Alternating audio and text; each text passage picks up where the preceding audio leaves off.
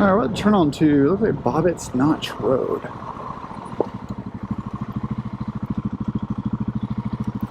This should be fun.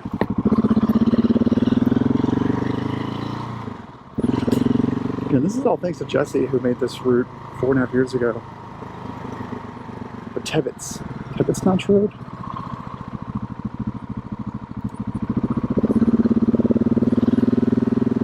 Look at this. That's pretty.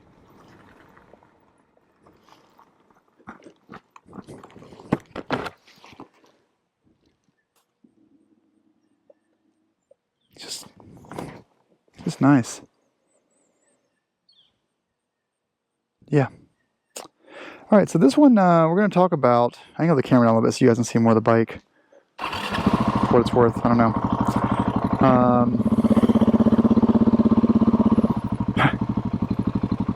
I don't know if this is the human condition or something, or if this is just, I don't know. I don't think that the 50 people watching this video are going to be able to watch it and then go and change the way all of humanity works. The best you can hope for is changing how you work. And like, you know, well, that's a little challenging. I went down this on a GS, by the way. That was fun. Best you can hope for is how you work.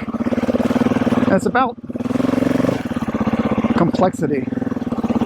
I'm just going to use a couple of examples. If you look at tax code in the U.S., you know, it's an amazing, it's a huge, gigantic book for all these different kinds of situations, and it requires, you know, experts that went to like university and have certifications and stuff to be able to tell you what it all means. This is probably going to be terrible. They're in the middle. So that goes. So deep. That was so deep. It definitely passed the hub, the 21-inch wheel hub. And, you know, humans just, on an infinite timeline, we will make making peanut butter jelly sandwiches incredibly complicated. And, you know, if you look at, you know, some of the ways we've, off the road? Where did I think I'm actually not supposed to be back here. Well, I mean, I can be back here, but this is actually going to be free chairs. Yeah, I don't think I actually, it looked like I was going back here, but yeah, I know they're supposed to be going the other way. All right, well, let's get back to where we came from, and then I'll resume the recording. This isn't even like a trail. This is like a normal road. I love Vermont. I had a kid pass me on a dirt bike, hauling ass.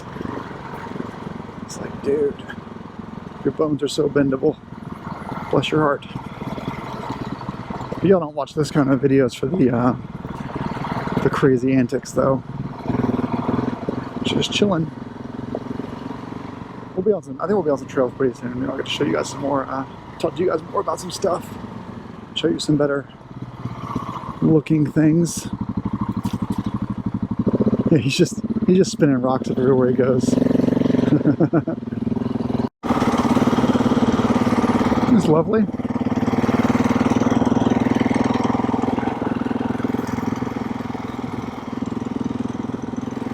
Cord's coming in nicely. Some of the places they're using the hybrid stuff are way taller. This is the more kind of natural sweet corn.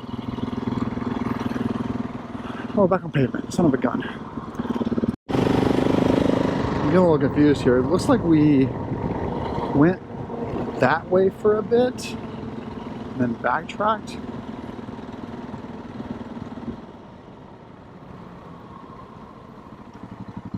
So I don't really know what happened.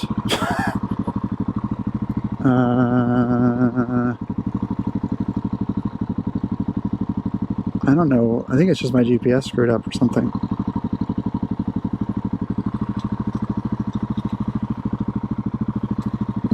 Let's just try this out. I don't know where I am. I couldn't find this road. My GPS... there's no way I went down this in the GS. Look how much gravel there is.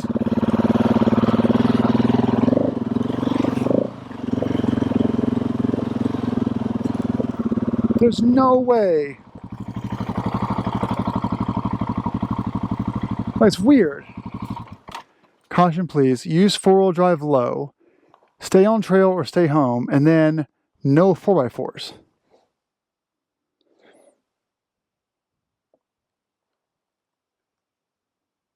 Okay. Well, I'm going to turn around only because I honestly don't remember. I don't remember this. And I don't think it's even on the map. So we're just gonna keep going the way we came in. We might be in trouble here. I'm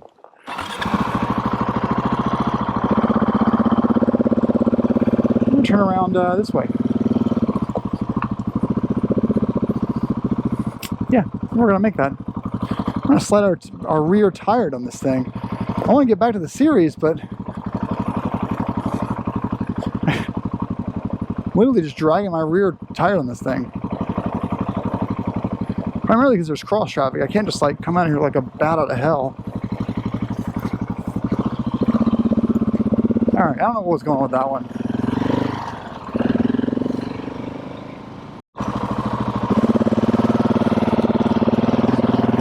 I've been up here before.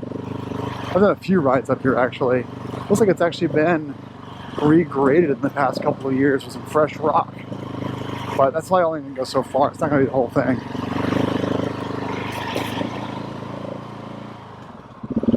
So, where were we? Half an hour ago. So why I think really strongly that you really can only impact you and yourself. You really can't do much about the rest of humanity. And I think that the mouse wheel, gerbil wheel, is going to keep spinning, and we're going to keep trying new ways to make things more complicated. And I'm not that old, but you guys have been here a little longer than me. It's astonishing actually how in your lifetimes how complicated some things have become that don't really need to be that complicated. Like, did we have to add a computer to our blender? Do we have to make legalese so complicated? Well, sure, because humans are assholes. There's all kinds of reasons for it, but it's like, just overall, I should cross over because it's like a blind corner here. Overall, let's get to the point of things, which is, if you can, remove complications. Make things less technical.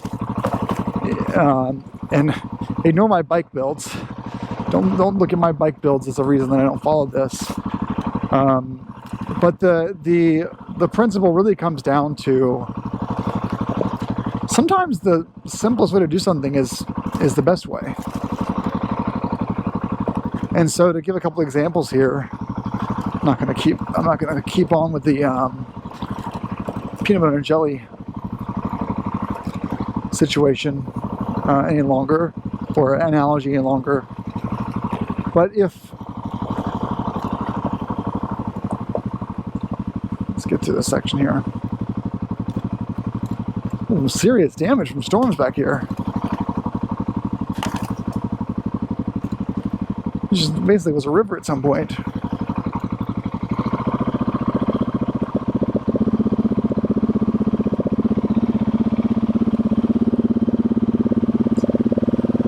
There we go, we're good now.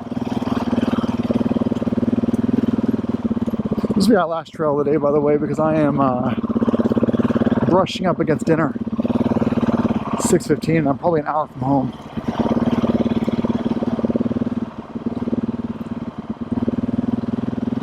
But if you're going to go sandy, if I get a flat, or is it that sandy? It's just that sandy. If you're going to go out and you're going to, replace your oil in your car,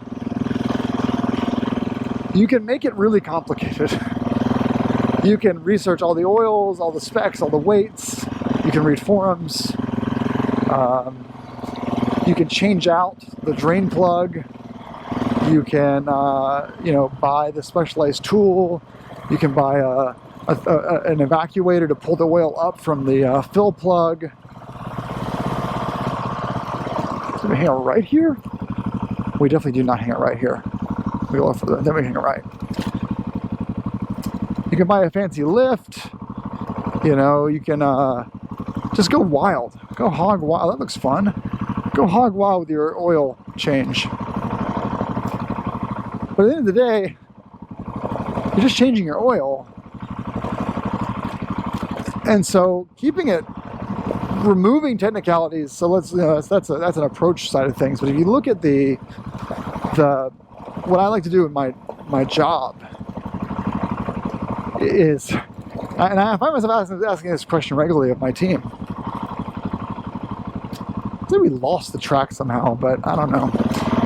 Is that like, you say, hey, we're gonna go do this thing, and someone's like, okay, well, I'll go ahead and get the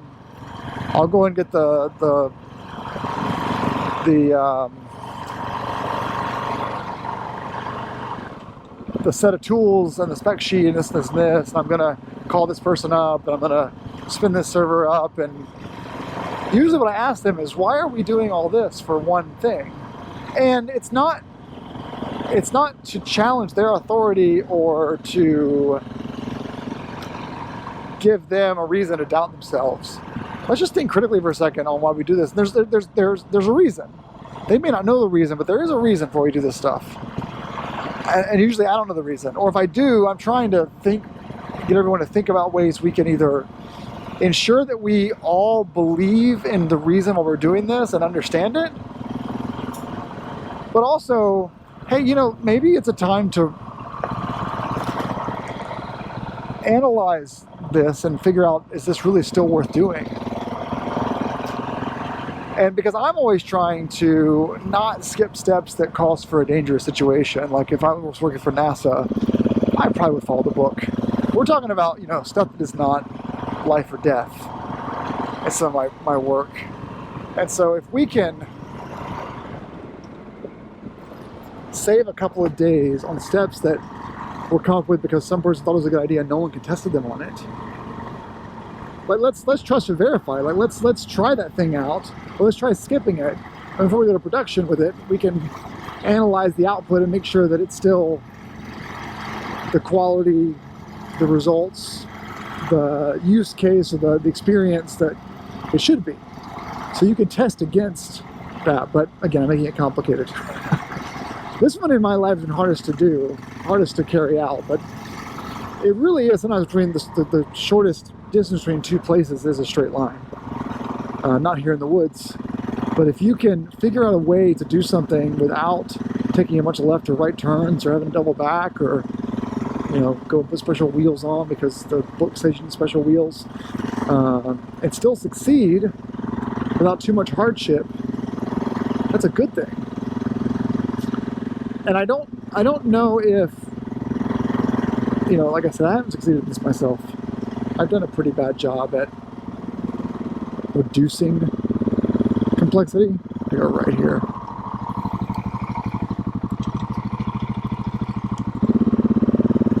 I would say in my life, I've definitely made things more complex than they need to be in a lot of cases. But that's because, well, let me share with you. It's an addendum to this. My father used to teach me to learn it by the book. Learn everything. So if someone says this is the way you change an oil on a 2001 Ford F-150, this is the way you do it, step by step, per the owner's manual. He would say, then go do that 1,000 times.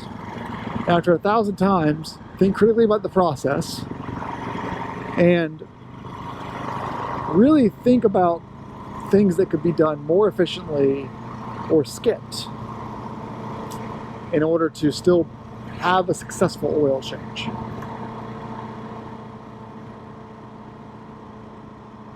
We're in West Topsham, Vermont. Man, people do not like the ATVs here. They have a lot of ATVs coming through, but man, there are so many ATV signs. I'll stop here for a minute and figure out where we're going next.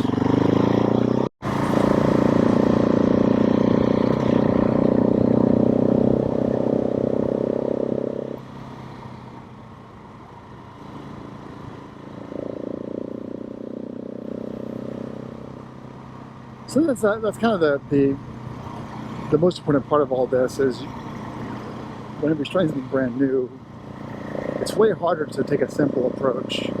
However, when you're learning something new, learn today's way of doing it. And once you've mastered it, then you can start getting creative with it. So I'm not trying to say take, you know, the way the welder is teaching you how to weld and say, move aside, old man.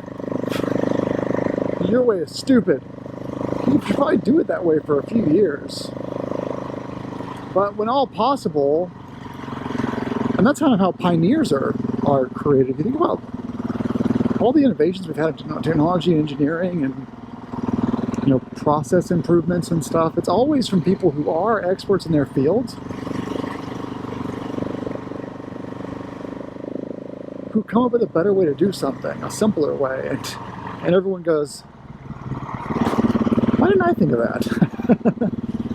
Well, because you were, either your brain is wired differently, that's okay, but you were accepting the way things should be done, the way things should be done. And so the heart of the lesson is be an expert, make good products. I hate to do it, but make a damn good peanut butter and jelly sandwich. You know, there's actually a good, some serious rocks. It's actually a really memorable quote that it was told to me by a brewer. #1 brewer in the world, Sean Hill.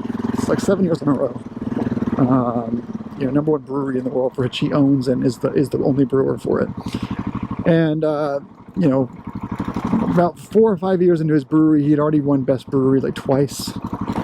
And you know, I was talking to him about his porter, Everett. It's a porter he makes. It's just a porter. That's it.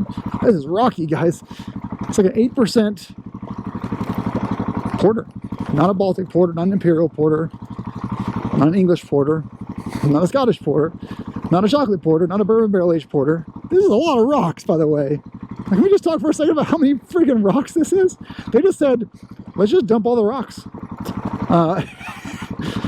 And I was talking to Sean about, like, you know, hey, what do you think about this other brewery's porter? And oh, did I miss a turn? I must have. Let's go explore it. I had to hit it, so we'll go backtrack a little bit. Maybe we won't. Son of a bitch. Guys, I'm not kidding.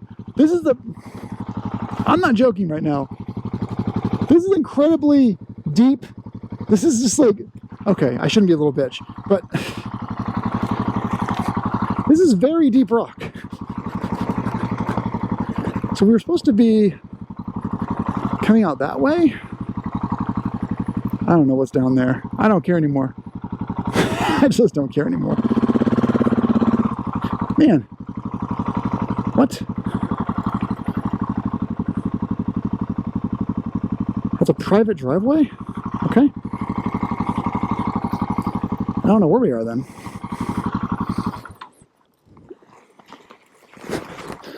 That was straight rocks.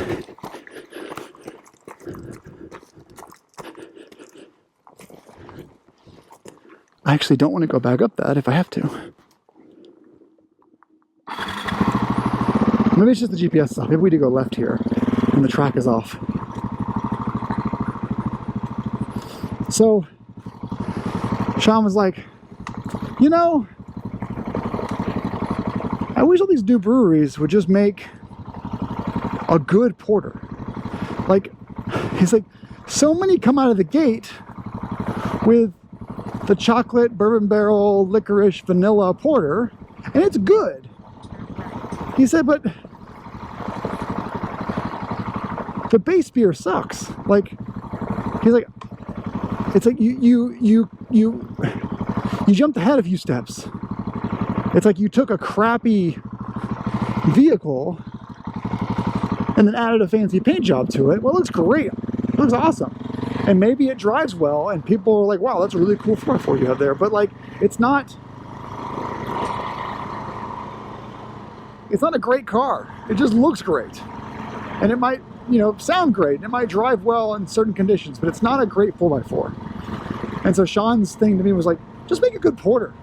Let's just start there, make an amazing porter, and then if people love it, then start thinking of ways to make variations of it. And there's lots of examples of that in the industry, in the various industries, like, you know, just, you know, this shovel can fold in half. Yeah, but is it a good shovel? And so when we go back to the very beginning of keeping things simple, I think there is a really important focus on technical ability, quality, engineering, design, even about making sandwiches. But when you can, when you feel ready, start thinking of ways to simplify it. Your oil changes, your drive to work, the way you pump gas, the way you make sandwiches, the way you put your kids to bed, the way you plan trips. My wife and I seriously overcomplicate trip planning. And we could do a better job at that. So that's this second lesson of the day, separate video. Got a couple more in store for you, then we'll be done with the series.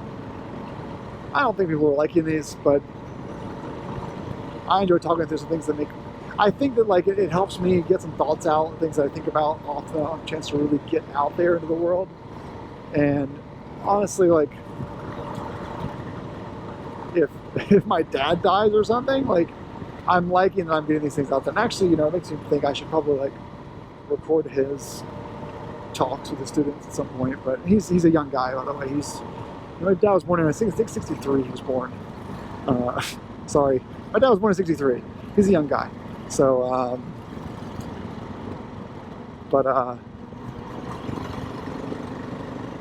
yeah, I'm off the trail again. Oh, it's the GPS accuracy thing. That's the problem. Well, I'm gonna start heading home. I'm gonna be home at 7:06 p.m. It's a little late. So, thanks for watching, everyone. I will try to keep putting these out, and hope you enjoyed them.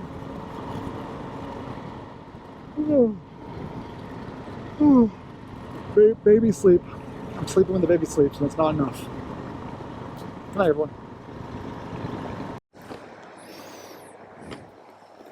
This is by far the smallest post office I've ever seen. Ever.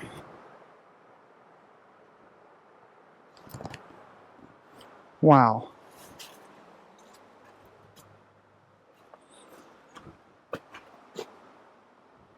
Huh. That's kind of amazing. I've seen a lot of small post offices. That's very small. I love it.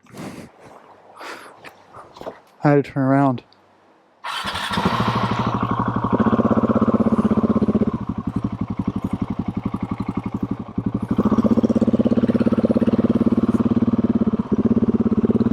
Huh. That's cool.